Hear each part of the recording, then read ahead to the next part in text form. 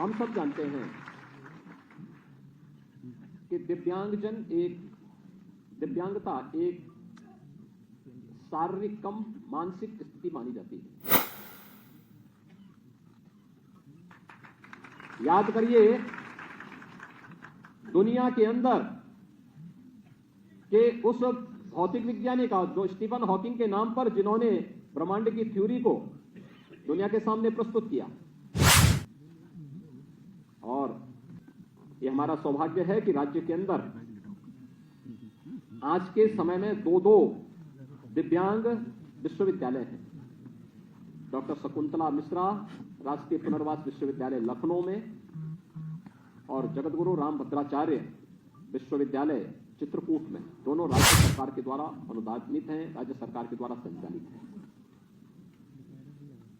हमारे राज्य के अंदर अलग अलग क्षेत्रों में कहीं दृष्टिबाधित के लिए है, कहीं पे मूक बधिर बच्चों के लिए है, कहीं पे अन्य बच्चों के लिए भी इस प्रकार के कॉलेजेस संचालित हैं। लेकिन मेरा यह मानना है कि इनकी संख्या को बढ़ाने की आवश्यकता है। इनमें प्रशिक्षित शिक्षक हो, उन्हें अच्छा मानदेय मिले, अच्छी सुविधाएं मिले, इनके लिए अच्छा प्रशिक्षण हो, तकनीक के लिए कैसे भरपूर सक्षम बनाया जाए, इस पर और कार्य किए जाने की आवश्यकता है, जिससे हमारे दिव्यांग जनों की पूरी प्रतिभा का लाभ समाज भी ले सके, देश भी ले सके और दुनिया भी ले सके। और उसी दृष्टि से आज का एक कार्यक्रम यहां पर किया गया है, जिसमें 19 महानुभावों को राज्य स्तरीय पुरस्कार से सम्मानित किया गया है। और आपने देखा होगा, कार्यक्रम की शुरुआत में ही जो स्वागत गीत उन दिव्यांगजन बालिकाओं के द्वारा सुनाया जा रहा था, कितनी मधुर थी, कितनी मिठास थी उस गीत में ही। यानी ये उनकी प्रतिभा को प्रदर्शित करता है। इतनी बड़ी संख्या में सभागार भरा पड़ा है और ये दिखाता है कि कार्यक्रम के लिए अगर चुपचाप तैयारी करेंगे तो रिजल्ट आपकी प्रतिभा को स्वयं प्रदर्शित कर देगा। और यह कार्यक्रम आज उसका प्रमाण है। एक कार्यक्रम आज उसका प्रमाण है।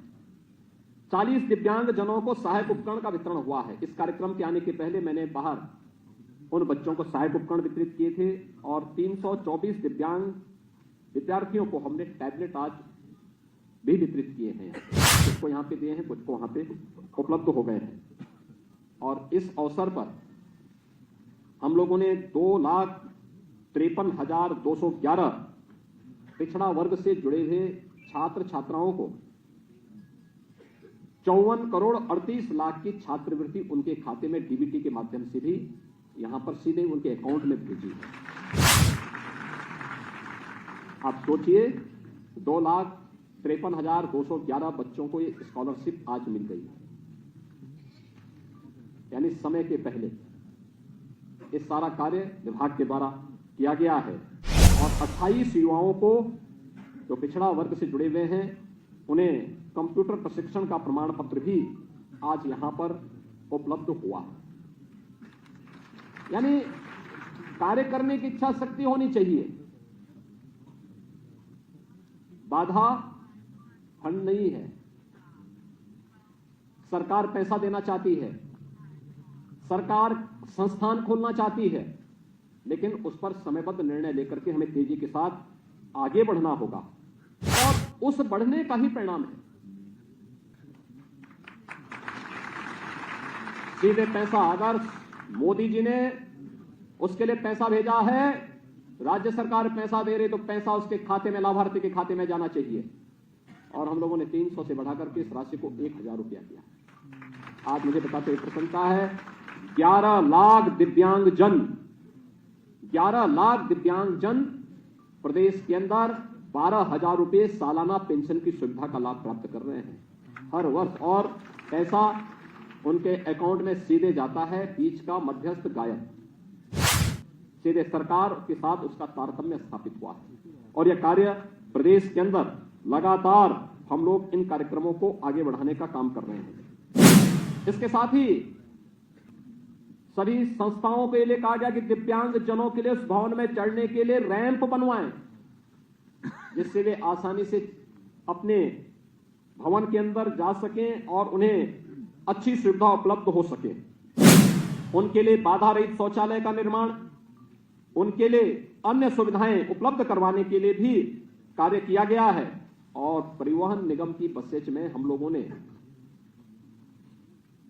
उनको निःशुल्क यात्रा के लिए भी 40 करोड़ रुपए की व्यवस्था की है, जिससे वे परिवहन निगम की बसेज में फ्री में यात्रा कर सकें, यह सुविधा भी उपलब्ध करवाई गई है।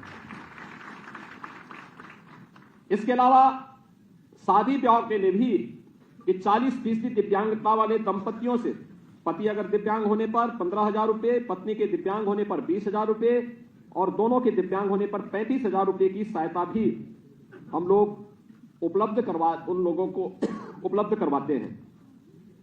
दुकान संचालन के लिए भी अनुदान की राशि उपलब्ध करवाई जा रही है, यानी निर्माण के लिए 20,000 रुपए, दुकान गुमटी या हाथ का ठेला संचालन के लिए 10,000 रुपए की धनराशि उन्हें प्रदान की जाती है।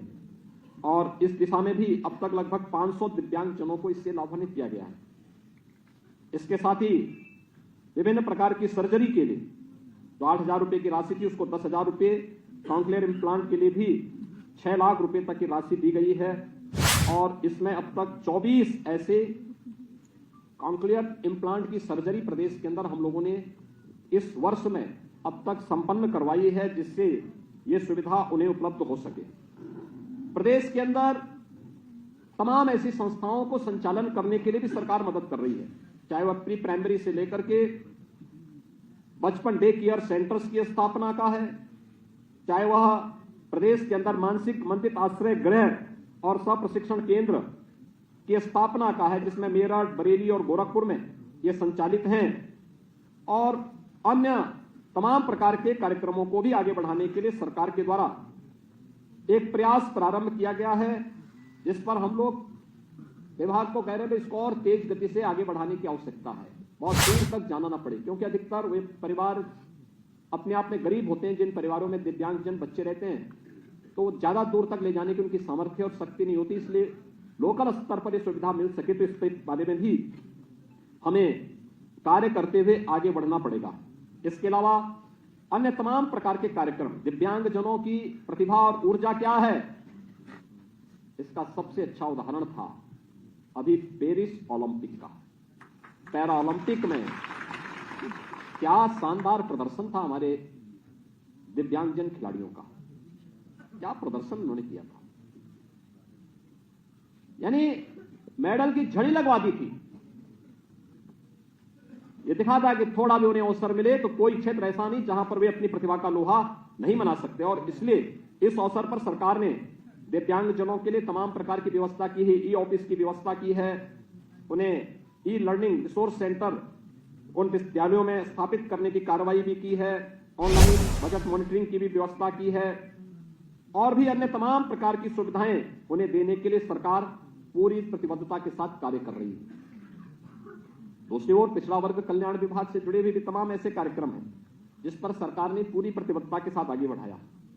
मैं आपको मुझे बताते हुए प्रसन्नता है कि 16-17 में जो पिछड़ा वर्ग कल्याण विभाग में कुल बजट दिया जाता था वो दिया जाता था मात्र 1295 करोड़ का, और हम लोगों ने इस राशि को बढ़ा करके अब तक किया है लगभग 2800 करोड़ रुपया,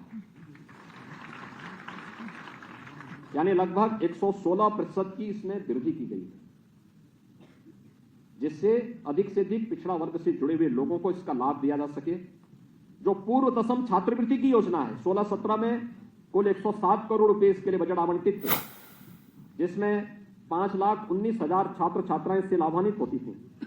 हम लोगों ने इस राशि को बढ़ा करके 160 करोड़ 16 लाख किया है और इसमें अब 7,58,000 छात्र छात्राएं इस योजना का लाभ ले रही है।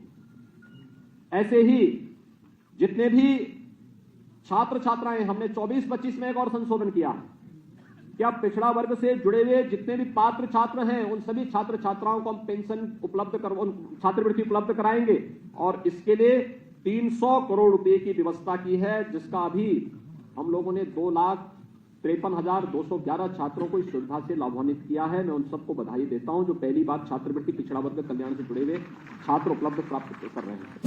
ऐसे 10 छात्रवृत्ति का है, इसमें 16-17 में यहां पर यहां पर उस समय कुल 983 करोड़ रुपए की लागत से 13,64,000 बच्चे इस योजना का लाभ प्राप्त करते थे और उसमें दसमोत्तर छात्रवृत्ति केवल 11,13,000 छात्रों को शुल्क प्रतिपूर्ति का लाभ दिया जाता था।